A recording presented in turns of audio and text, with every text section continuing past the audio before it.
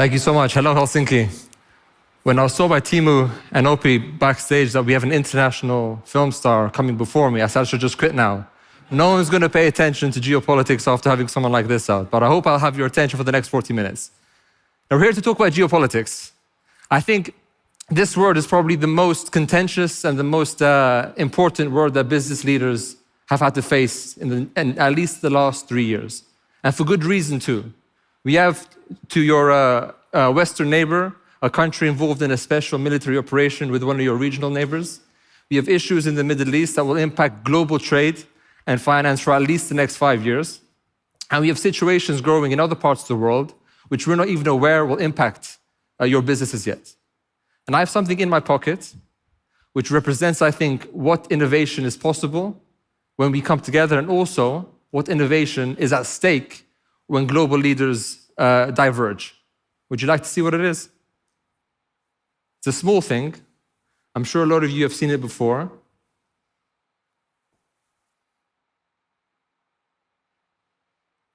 It's this. Zoom in if you can see it.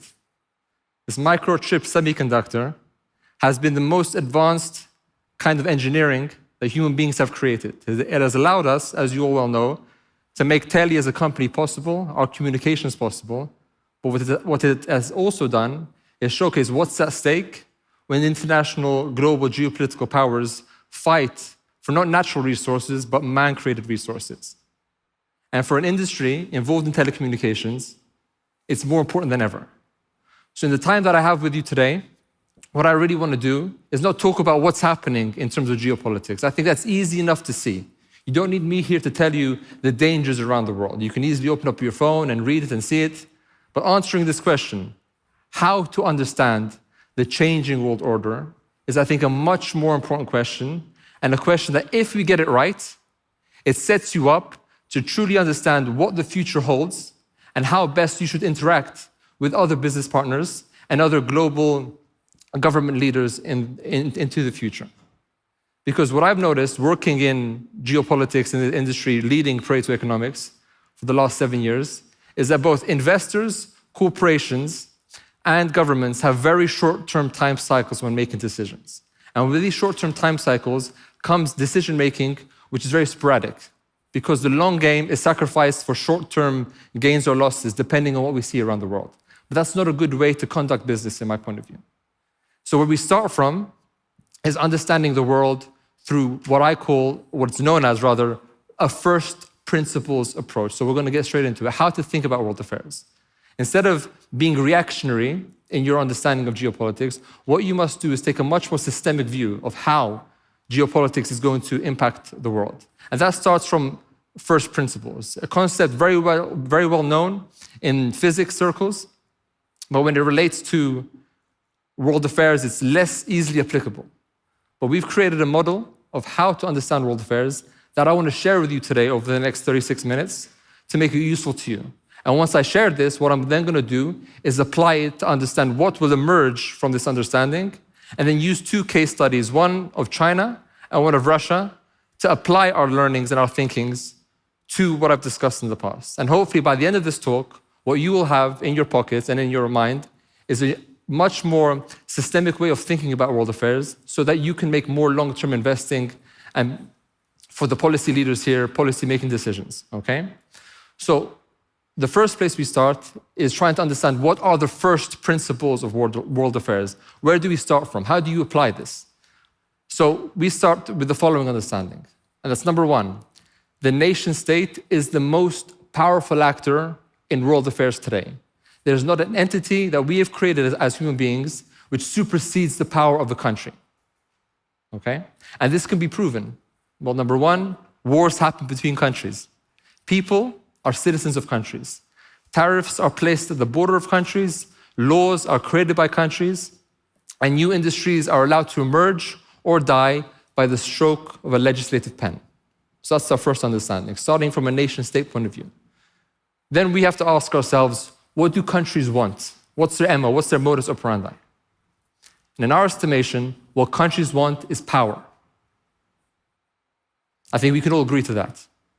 But what becomes a bit more difficult afterwards is defining what is power. How do you define power in the state of affairs we have today? And this question has been answered by many academics and practitioners over the years, but I find them insufficient in our understanding of business today. The way in which we define power, the way we define power, is not the ability of one country forcing another country to do what it wants. That's more a result of power. But rather, power is the ability of a country to secure their own interests. I'll say it again. It's the ability of a country to secure their own interests. And that's not a yes or no answer. It's on a continuum. Some countries are more able, and some countries are less able to secure their own interests. And it's this dichotomy, and it's this sort of spread that we measure. And it's this spread that you need to know and to be able to forecast in your works into the future. So, okay, we understand that a country is a primary actor. They want power. That's how you define power. So the next step is answering, what does a country have at their disposal which allows them to secure their own interests? How can they control their own interests, essentially? Just like corporations, you have your ways in which you can secure yours. But countries, I think, have much more vital ways in which they can do theirs and ways in which impact business wholesale across the world. So this is what we have used to define this. Our centers of power model essentially allows you to understand how countries secure their own interests. Now, this is what you need to really pay attention to. If nothing else, this. So what we are saying is that a country has 6 different ways that they have at each country in the world, that they have at their disposal, which they can use to secure their own interests. And they're the following. Number 1, they can activate their consumer markets. Number 2, strength over their military balance. Number 3, and probably most importantly to the ones in this room, their technological leadership in different industries and how well or how badly they do this. 4, their systemically important commodities, how much they produce and how much they consume, and more so to do with that. 5, their geostrategic positioning, something which is very relevant in terms of Finland's position today, joining NATO recently, and knowing the security risks and the benefits around that. And number 6, their financial strength. These 6 different areas is holistically what countries have at their disposal, no matter if you're Botswana, if you're Albania, if you're Finland, or if you're the United States, or if you're China. Naturally, when a country becomes independent, as did South Sudan, they automatically assumed ownership of these 6 different things by their natures. So the way in which we create this is what's relevant also. So what we do is we combine these 6 and we create something called the Global Power Index, which essentially uses these 6 different, what we call centers of power, to create the holistic index called the Global Power Index. And what this also does is that with each of these 6, we have also created 6 indices based off of these, and we've essentially mapped the whole world against it. 194 countries have been ranked. We do this every year. We have 10 years worth of data, and we can much more accurately forecast where a country like Finland is going across all of these 6 different metrics, and also with the Global Power Index, and help inform businesses as to where the trajectory of Finland is going. And we'll be touching on Finland in terms of these 6, also future on in my presentation. So let's do this. Let's break this down like this. So we have the Global Power Index on the top, and we have the 6 sub-indices at the bottom. To create these, what we do is we essentially assign different themes to that index. What are the specific themes that we can cluster to create these indices? And within these themes, we have variables that go into these themes. So it's a very fractal kind of index. So for you business owners here and for you leadership in leadership positions, what you can do is triangulate any of these 6 different indices to Finland, to Russia, to the UK, to Sweden, to Switzerland, to wherever you want, to see how these countries are developing. And you can slowly see how a much more accurate view of the world emerges when you have this approach. And we essentially divide the world into 7 different regions when we're looking at this. We start with North America. We have South America, of course, Sub-Saharan Africa, the Middle East and North Africa, Europe, and we also have Central Asia and Asia Pacific. Now, what I'm about to show you now is how the world ranks, at least the top 20 countries, how they rank in the world for 2023. Would you like to see it? Would you like to see it? Yes, thank you. Okay, so this is the world according to our index. Again, you're looking at the GPI, the Global Power Index, which essentially fuses all 6 of the sub-indices into that one index. So if there's debates, if there's discussions, why is this here, why is that there, keep in mind, we're not measuring power in the way that you used to imagine it, but we're measuring a country's ability to secure their own interests. That's what we're measuring, okay? We're not measuring power in that sense, we're measuring the ability to secure your own interests. So, in 3, 2, take a look. What do you see? Anything pop up? And for those of you who are keen, you can see Finland's here. Now, the scores are behind a screen because we'll be releasing the scores in our own event in March, where we'll be showcasing all of the scores and rankings. But in this case, to keep you entertained and to keep you interested, if you're interested, we can talk later about the scores. But this is how the world looks like in 2023/2024. Let's examine this index for a second. Again, we're looking at all 6 indices into one. Some usual suspects you can imagine would be on top. The United States, China, Russia, France, UK make up the Security Council P5, essentially. But all of these indices, all of these countries, again, are based on the 6 sub-indices, so that's what you have to keep in mind. The majority representation is Europe. So Europe, at least in the top 20, overrepresents. What we also have here is that the first country in Asia is Russia, the last country in Asia is Japan. But dominantly, we have 2 or 3 countries from North America. We have India there at 11 as well, Japan and China in there for the Asia Pacific. What we don't have, as you can see, is countries in sub-Saharan Africa, and we don't have countries in South America, in the top 10, at least, in the top 20 rather, at least. Now, this could tell you a few things about the world. Now, what happens when when countries grow and lose power across these 6 different areas? Because it's happening across time. Each time a government makes a new policy declaration, each time they form new trade relations, each time they break trade relations, they are impacting these 6 different areas in different ways. So across time, we're seeing many different things emerge. Geopolitical risk is rising, technological transformations are growing as well. But what causes these things to happen? Have you ever asked yourselves, what are the causes of these things? We have in our own work. So what we've done is we've identified something we call macro trend catalysts. Now, this sounds quite technical, but it's easy to break down. What essentially this means are what are the main themes that cause the world to change? What are the underlying structures which cause everything that you're experiencing in your world of work to emerge? Based off of countries growing and developing in their 6 different COPs, the ranking approaches, and then we see 2 different things emerge.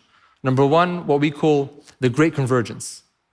The Great Convergence essentially says that across time, 4 big phenomena have emerged and will continue to impact your life over at least the next 100 years. The first one being globalization.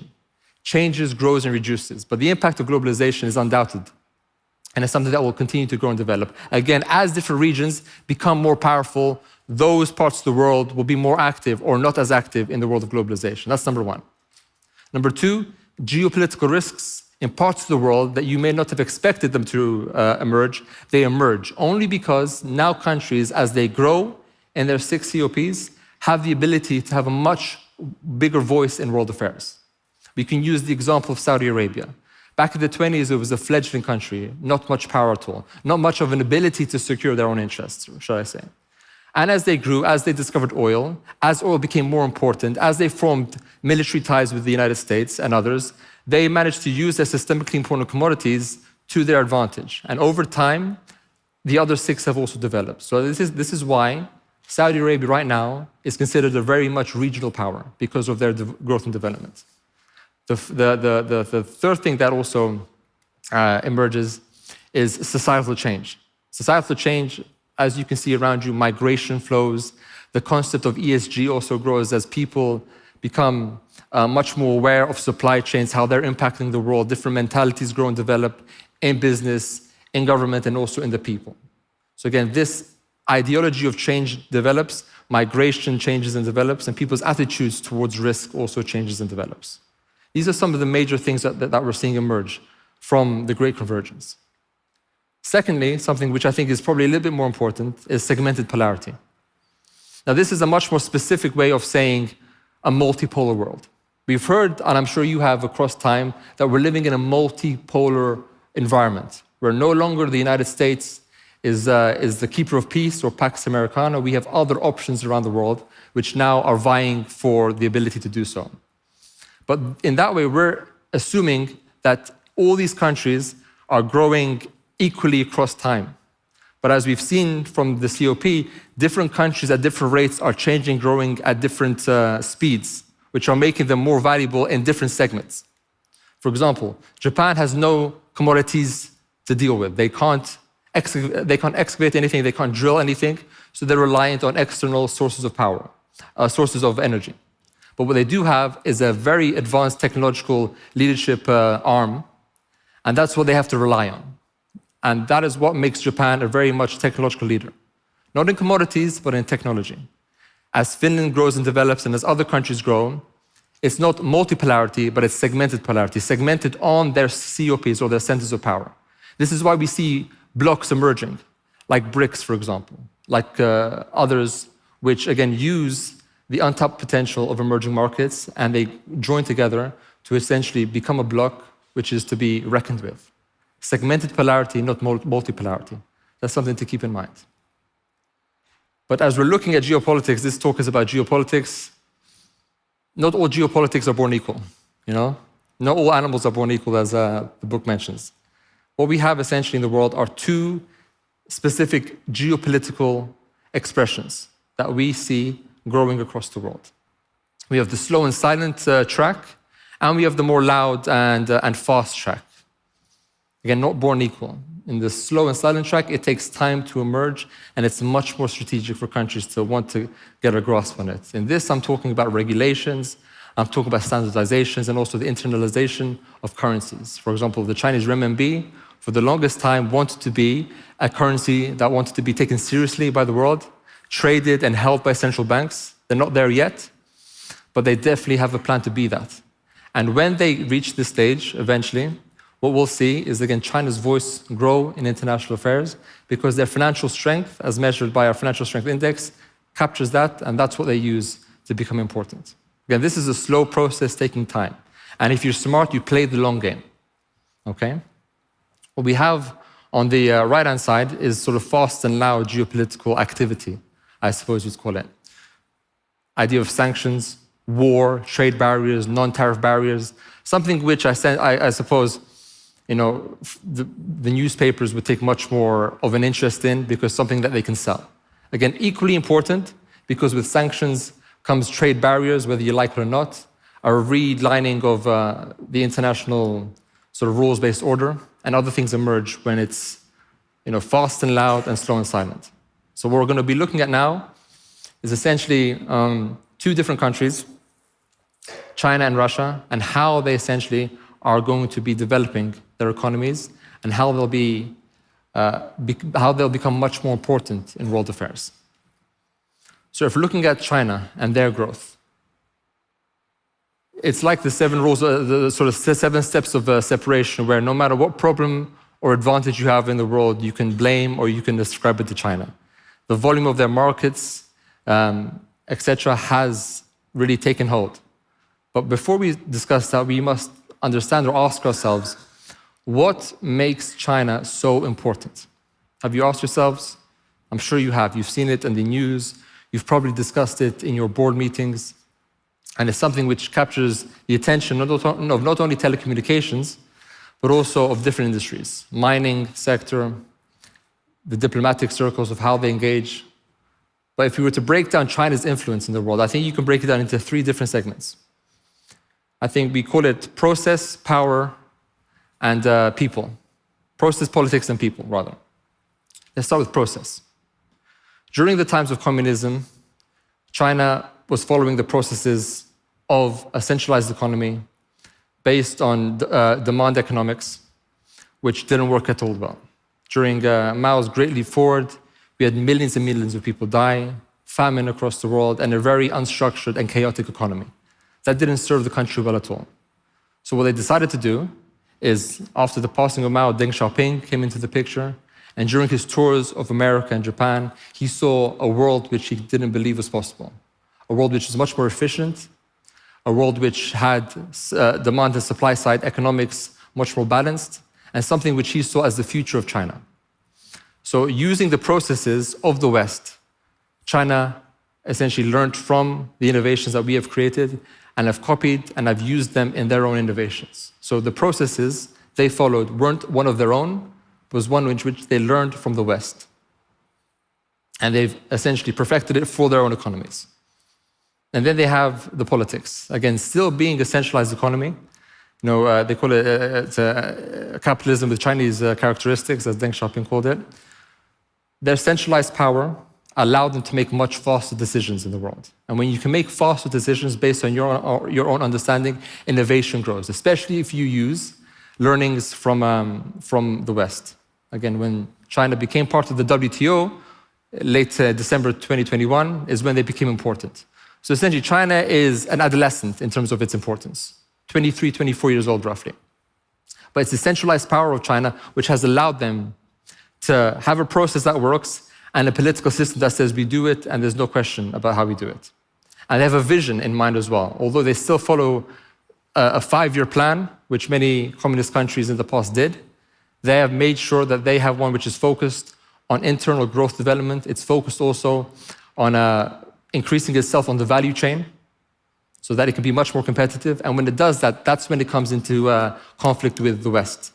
Because now they're providing technologies, as you all well know here, and innovations which come against the dominant powers in the world. And that's where you get the rhetoric from the United States of China's bad, they're doing this and that and the other. Okay? And then you have the people. With 1.4 billion people in the country, it's hard to ignore. That's when their consumer markets are big enough to sustain themselves, and they can use the human capital development of these people to enact their goals and enact their agenda. If China was missing even one of these three, we wouldn't be hearing about China in ways in which we do now. China would be an India in that case. Why?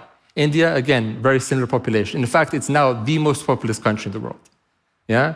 A political system of democracy, which we're not blaming democracy, but we're seeing the differences between an economy or a political system where things can be done faster and slower. Yeah? And also, India follows the processes of the West, but China, again, has these three things which allow it to be popular. That's what China has going for it currently at the moment. So, looking at China in this sense, that's what makes them popular. What do China want? As I mentioned, they want to move up the value chain. They want to avoid the middle income trap, something which Singapore and South Korea has done very well. Over the last 25 years, at least it's taken South Korea 25 years to move up to a high income economy. It's taken China 25 years to get to where they are now. So I think when discussing the middle income trap, they will be facing this, and it's a hard way out. And what we'll be talking about in China's case is not their internal dynamics. We're not talking about employment. We're not talking about internal innovation. This part of the talk will be focused on how they engage with the world. Or in other words, their global governance.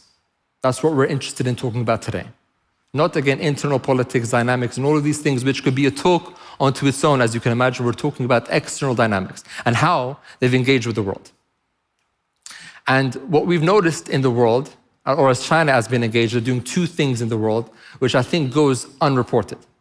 Number one, what they're doing is that they're spending much more money in established Western, I say Western, I suppose you can debate that, international organizations, the UN, right? The World Trade Organization. They're spending a lot more money, putting it to work there to sway the agenda. And what they're also doing is they're placing key positions of power, Chinese workers, in these positions. And we're going to go through some examples of how they're doing this across time. And what their main aim for this is that if they can put in much more money into these organizations, and if they can place their people within these organizations, they have a much louder voice, a voice that people pay attention to more, because they're backing it up with finances and with personnel. So let's just see some examples of this. This is predominantly within the UN structure, but there will be examples outside of the UN and how they've done this. Number one, when you look at the UN Industrial Development Organization, something which China is particularly sort of keen to sway because of their own needs to develop infrastructure and to develop their manufacturing. We see the trends over 2017 and the amount of money that China has put into these organizations.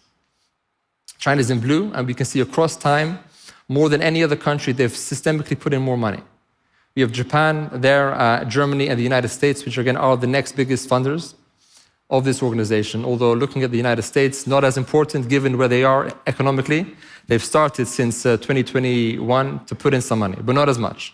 Although across time, the United States puts in the most amount of money, more than the next 5-6 countries combined, including China, in the UN.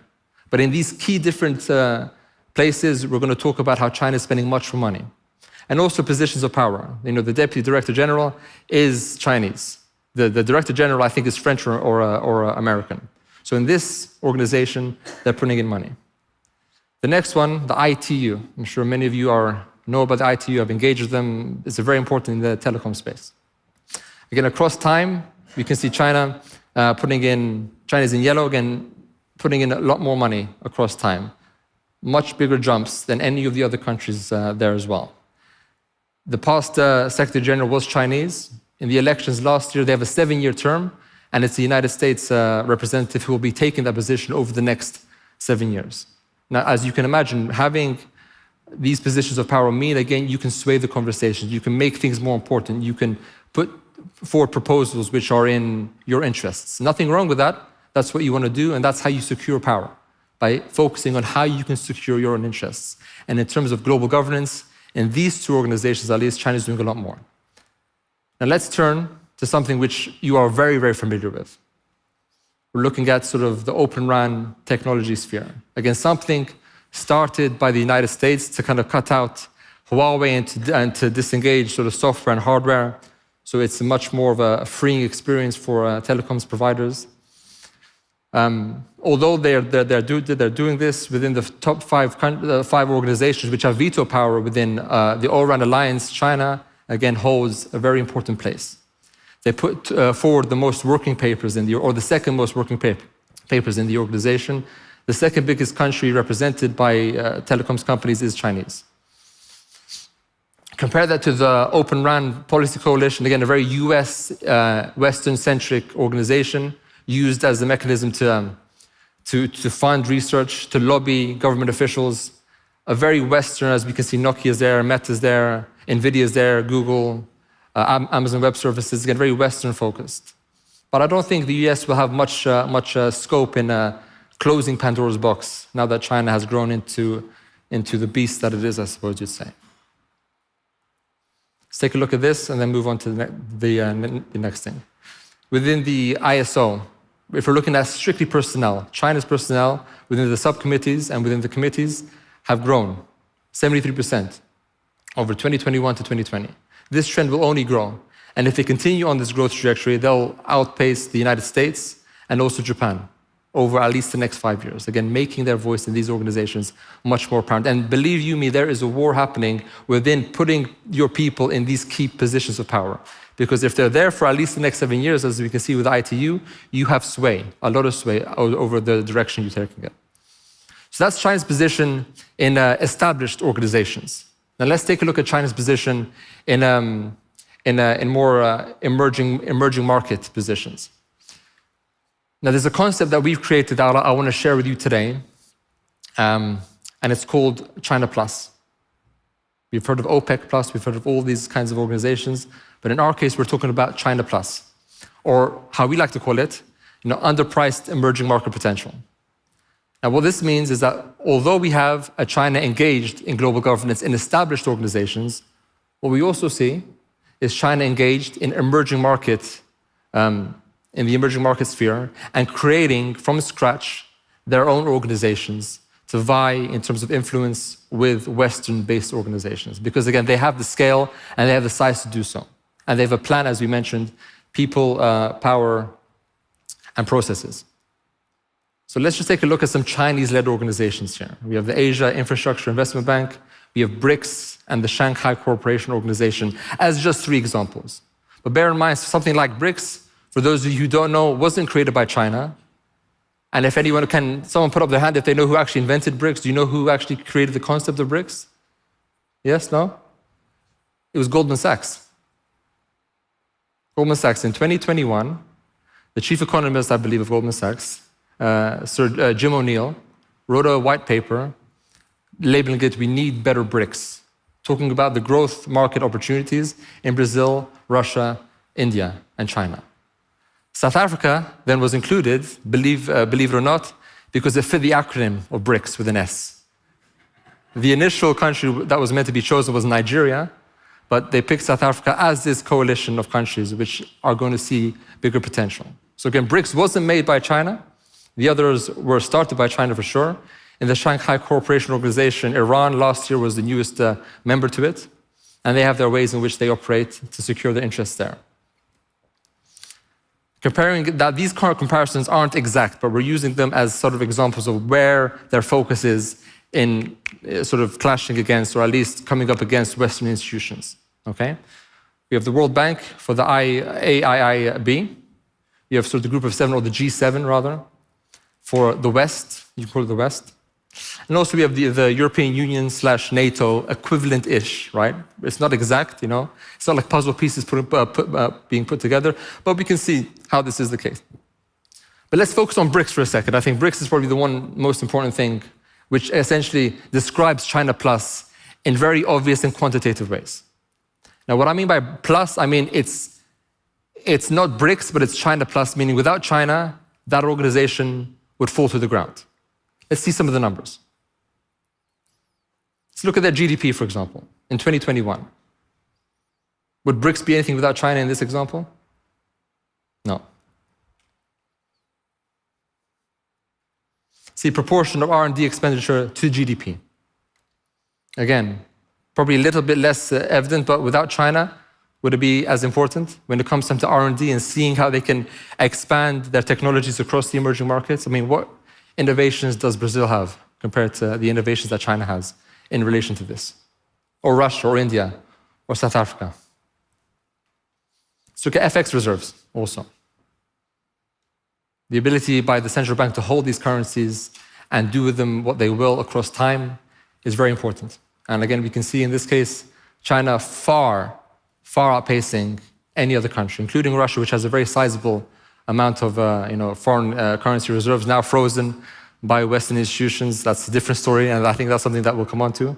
But that's China's story, okay? I want to leave you showcasing in terms of global governance and China Plus, how they're engaging in the established world and in the emerging markets world across time. And they're taking their time with this.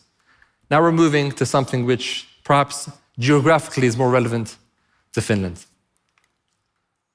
Our guy here, Putin, and Russia in general. Now, Russia has a different development story. Its narrative is one of historical disagreements and conflict with the West, be it the world wars, be it the Napoleonic era, and in modern times, how it's engaged with the world post-Cold War. NATO remained whilst the Warsaw Pact died, and that contention has always been something which Putin has not liked. Since the year 2000, when he became president until now, he has built, I suppose, an anti-Western point of view on things when it relates to politics, not so much business, but in politics. And he's used this narrative in his foreign policy. But if we were to compare, would you like to see a comparison of Russia and Finland according to the Global Power Index to see how they rank across the 6 different COPs? Would you like to see that? Thank you. Okay, well, let's look at Russia in the first place. Let's see how they rank across these 6 different areas. And let me explain what chart you're looking at here, okay? So at the bottom, on the x-axis, what we're looking at is the 6 sub-indices, okay? Active consumer market, military balance, et cetera, And on the y-axis, we're looking at the countries, meaning there's 194 countries in the index. So we're not looking at their scores, that's saved for 2 months' time, but we're looking at is their actual place in the index, okay? So in this case, the lower the bar, the more powerful Russia is, essentially. Opposite to what your understanding may be. So the lower the bar, the more powerful they are. So let's look at it. Again, as we can see in the case of the war in Ukraine, the military balance has been kept strong by support by the Chinese and I suppose the Iranians. This is again compared to the world, okay? They, I think, rank in that case third or fourth, I suppose. And their commodities, as we can see, naturally that would come to mind as something that is keeping them afloat and keeping, the coffers full. In other cases, their financial strength, their technological leadership is far, far behind.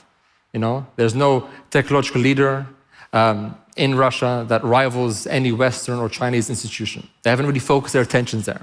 They focus their attentions in these different areas. Okay? Now, if you were to compare this to Finland, let's see the difference. Are you ready? Power. I'll leave it there for a minute so you can see.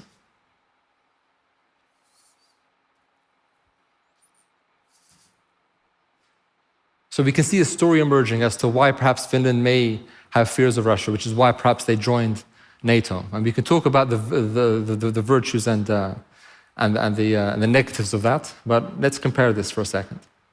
Again, the shorter the bar, the more powerful you are. Let's start with the active consumer market. Given the size of the population of Russia and what we measure within that as well, we see that Russia has Finland beat 1-0. Its military balance, again, although Finland joining NATO could change the balance, but we've taken that into consideration. And despite that, again, Russia far outweighs the power of Finland, 1-1, right? So again, 2-0. Although we look at the technological leadership of a country like Finland, national leaders like Nokia and others, and their connectivity to the rest of the world and what they can offer, it's 2-1. Okay? Systemically important commodities, we can see, compared to Russia, and again, what I could have done, but I didn't, is compare them maybe to China, compared to the US to see a broader picture, but we only wanted to focus on Finland and Russia in this case. So this is what we can see. Geostrategic positioning is an interesting one because it doesn't come to mind as something that Finland has an advantage over Russia, given the size of Russia, I suppose. But in our calculations, Finland certainly has a much better geostrategic positioning than Russia does, which again, the military professionals that spoke before and others can talk about that. And also its financial strength, although we see differences slightly in what we have analyzed in terms of the ranking, right? Russia is more able to secure their interests with their finances, I suppose you could say. That's for that case. Now, if we're looking at the Ukrainian war impact on the economies, I'm sure you've seen a lot of this on the news yourselves and you've seen it within your own organizations. But we're just going to take a look at two major points that I think are worth discussing as to what damage this is causing the Russian economy, or what benefits, I suppose, they're getting from having this war. Maybe not benefits, but how they're circumventing some of the negatives which the EU wanted to inflict on Russia. So let's take a look at this. Talent flight. Over 1 million people have left Russia. A lot of IT professionals have left. This is causing a knowledge gap and a brain drain, which is very hard to get back, I suppose you'd say. And when people leave, it's very hard to convince them to come back. But there's ways in which Russia is trying to do this through a carrot and stick method. Carrots is lowering income tax and making mortgages more affordable. Mortgages for houses that they're probably not even living in, but they're still paying for. The stick is, again, they'll fire you or will increase your taxes. Something which I suppose if you're working in Bali or if you're working in Poland or if you're working many time zones away, wouldn't really matter because given your expertise, you could probably find a job, but it causes a lot of stress. And also, Western technology sanctions. We have to talk about this. Because at the beginning of the war, this is something that we thought we could hit them with and that they would be able to respond with. But given the dexterity of how they've been able to maneuver in international affairs, Russia in part, I think more so in part, has been able to circumvent a lot of these sanctions. Getting material and semiconductors, as I showed you at the beginning, through different parties. We have these countries which have worked with China, maybe because they weren't the ones who sanctioned China, and through these countries here, Turkey, UAE, China, and Georgia are just some of the countries which are willing and perhaps not so willing participants in Russia's ability to circumvent these sanctions. So this is essentially how we're looking at the world. So finally, what have we learned? We've learned, number one, that you need a process in which you look at the world, one which allows you to forecast the future of international affairs much more succinctly. I've given you this structure, and I hope you use it. And thirdly, it's important to realize that without this structure, you're looking at news stories and you're getting scared and you're getting anxious. So the importance of long-term thinking cannot be underestimated. And I hope after this talk, you're able to use what I learned, what I've shared with you today, in your own respective organizations, and hopefully also use the index in your own work as time passes. So I'd like to thank you for your attention, and I'll take questions.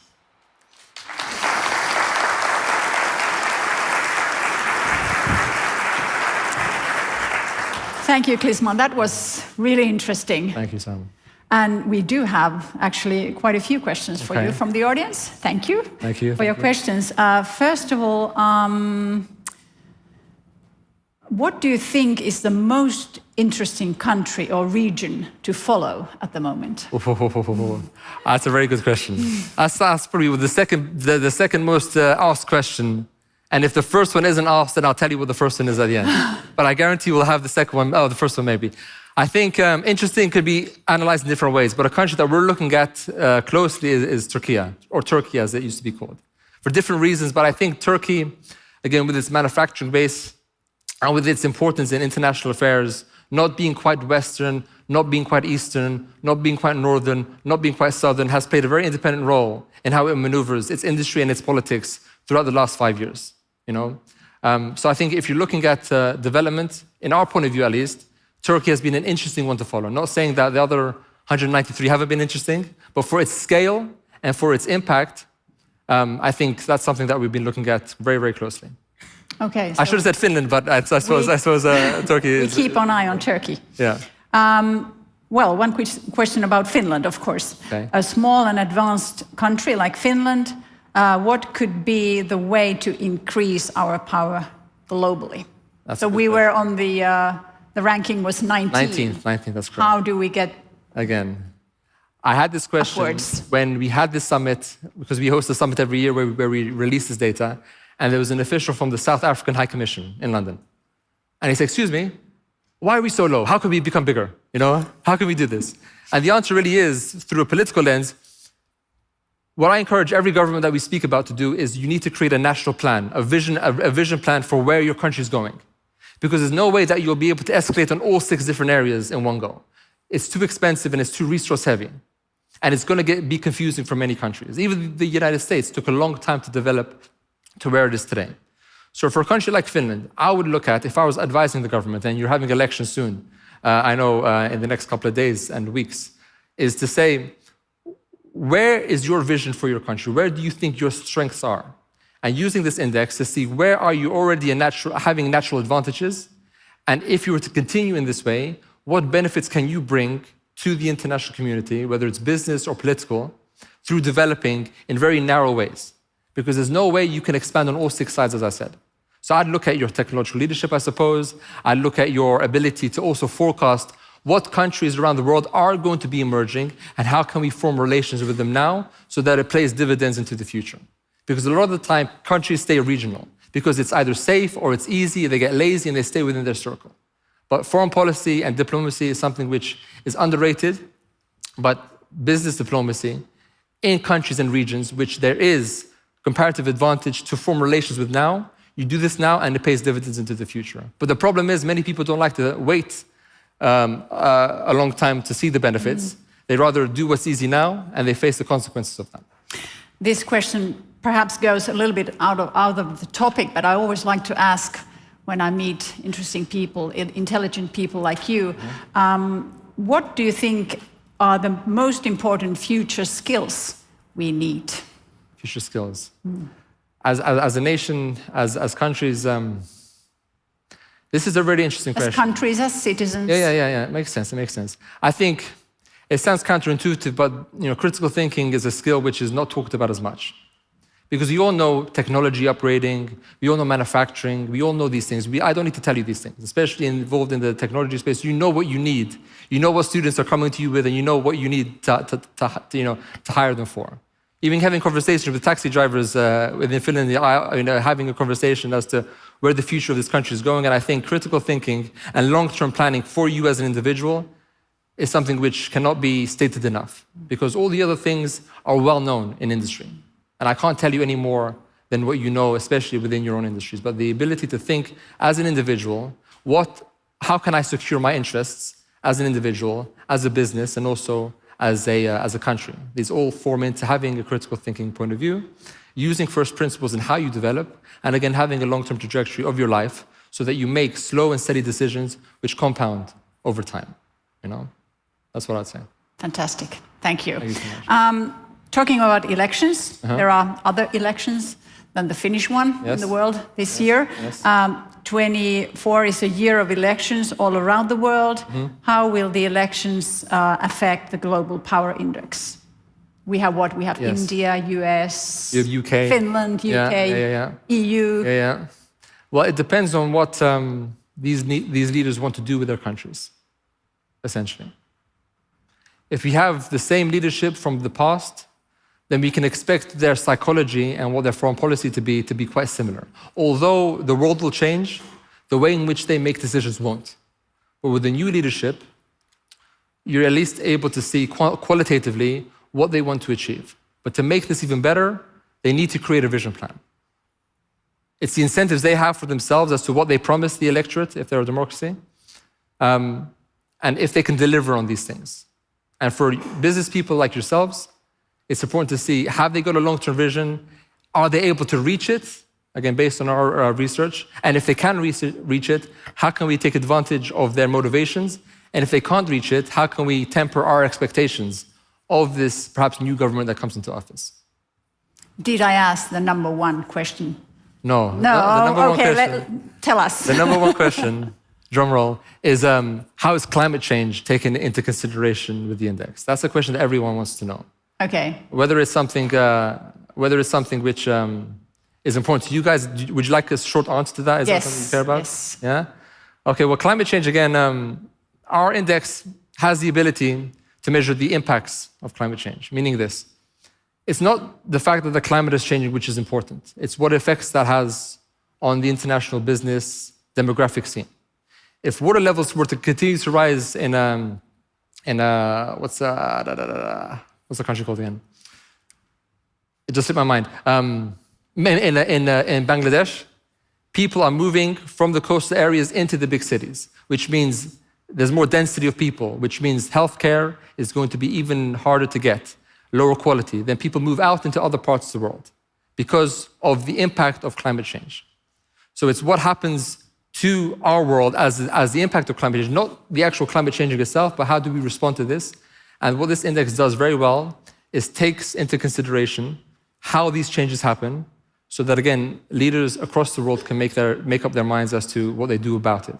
But climate change is always the number one thing that comes about. And I suppose being a tech audience, you guys are more focused on other things, which is a good thing, I suppose.